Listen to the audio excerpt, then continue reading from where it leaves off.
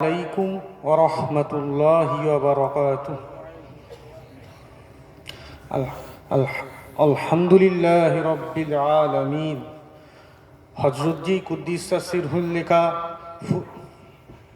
আল্লাহুম্মা সাল্লি ওয়া সাল্লিম ওয়া বারিক আলা মুহাম্মাদিন নবিয়িল আলামিন ওয়া আলাল আলামিন। হযরত জি কুদ্দিস সিরহুল লেখা ফুলবাগিচা নামক গ্রন্থ থেকে সাম্যের জনক নামক প্রবন্ধটি পাঠ করে শোনাবো ইনশাআল্লাহ। আজ থেকে ১৫০০ বছর আগেকার কথা। তখনকার দিনে রেল, বাস, ট্রাম, মোটর প্রভৃতি কোনো রকম গাড়িই ছিল না। যার যেখানে যাবার দরকার হতো সাধারণত পায়ে হেঁটেই তাকে যেতে হতো। কিছু লোক হয়তো ঘোড়া বা উটে চড়ে যেত। যেখানে সন্ধ্যা নামত সেখানেই পথিককে আশ্রয় নিতে হতো। এইভাবে একদিন এক ইহুদির সন্ধে হলো বিশ্বনবী হজরত মুহাম্মদ সাল্লাল্লাহু আলাইহি ওয়াসাল্লামের কুটিরের পাশে। ইহুদি পথিক সেখানেই রাত কাটাতে চাইল। বিশ্বনবী খুশি মনে তাকে আশ্রয় দান করলেন। তিনি অতিথির সেবা যত্ন সাধ্যমতো করলেন।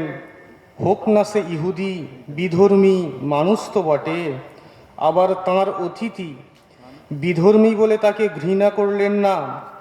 তিনি তার সঙ্গে কোনরূপ অসদাচরণও করলেন না।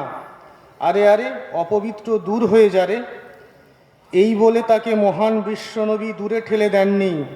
তাকে অস্পৃশ্য অসুচি বলে ঘৃণা করেননি। মানুষ হিসেবে, ভাই হিসেবে তাকে কোলে তুলে নিয়েছেন। মহান বিশ্বনবী সাল্লাল্লাহু আলাইহি ওয়াসাল্লাম শিক্ষাও দিয়েছেন, হে জগৎবাসী, তোমাদের প্রত্যেকেই আদি পিতা আদমের সন্তান এবং আদম পয়দা মাটি থেকে। সারা দুনিয়ায় সকল জাতির, সকল দেশের, সকল ধর্মের মানুষ একই পিতা আদমের সন্তান। সুতরাং মানুষ মাত্রই একে অপরের ভাই। বিশ্বনবী মানুষকে নিজের ভাই বলে সম্বোধন করেছেন এবং তিনিও যে সকলের ভাই তাও তিনি পরিষ্কার করে বলেছেন। তাও বলেছেন সকল মানুষের মতন তিনিও আল্লাহর দাস।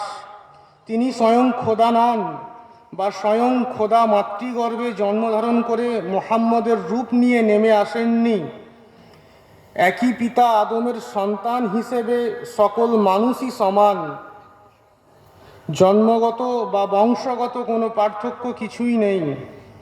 জন্মগত অধিকার সবার সমান। জন্ম থেকে বা মাতৃগর্ভ থেকে কেউ পাপী হয়ে জন্মগ্রহণ করেন না। মহান বিশ্বনবীর শিক্ষা হলো কোনো মানুষকে ঘৃণা করো না, মানুষের সেবা করো, মানুষকে ভালোবাসো, প্রেম দিয়ে ভালোবাসা দিয়ে মানুষের হৃদয় জয় করো। এখানে কোনো জাতের প্রশ্ন নেই। যে যে ভাষাতেই কথা বলুক, যে দেশেই সে বাস করুক, যে ধর্মই সে পালন করুক, সে তো মানুষ বটে। কাজেই মানুষকে ভালোবাসতে হবে, এই হলো ইসলামের মূল নীতি। তবে হ্যাঁ, ধর্ম বা নীতি বা আদর্শ বিভিন্ন থাকতেই পারে, ভুল ঠিক তো হতেই পারে। মানুষ ভুল নীতির অনুসরণ করতে পারে, তুমি তার ভুল নীতির অনুসরণ করতে পারো না। তাই বলে সেই মানুষকে ঘৃণা করা তোমার উচিত হবে না। যেমন তোমার কোনো আত্মীয়ের কোনো সংক্রামক বা ছোঁয়াচে রোগ হলে তুমি সেই রোগকে ভালো বলে জানবে না নিশ্চয়ই, কিন্তু তাই বলে কি তুমি সেই রোগীকে ঘৃণা করবে? তা তো হতে পারে না। তুমি বরং চেষ্টা করবে সেই রোগীকে ওই রোগ থেকে মুক্ত করা যায় কী রূপে, তার চিকিৎসা করবে তুমি। কেউ ভুল পথে চললে তুমি সে পথে যেও না এবং তাকে ভুল পথে চলতেও সাহায্য করো না।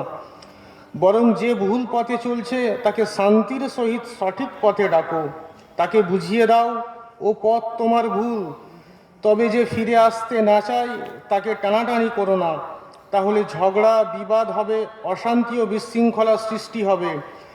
সঠিক ধর্ম বিশৃঙ্খলা অশান্তি ঘটাতে চায় না।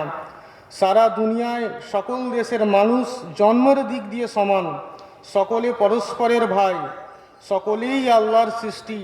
এ বিশ্বভ্রাতৃত্ব, এ ভালোবাসা যখন গোটা পৃথিবী থেকে উধাও হয়ে গিয়েছিল, সেই সময় বিশ্বপ্রেমিক সাম্যের জনক গণতন্ত্রের উদারতা মহান বিশ্বনবী হজরত মুহাম্মদ সাল্লাল্লাহু আলাইহি ওয়াসাল্লাম মানুষকে ভুল পথ থেকে সরিয়ে সঠিক পথে আনার জন্য আপ্রাণ সংগ্রাম করেছিলেন।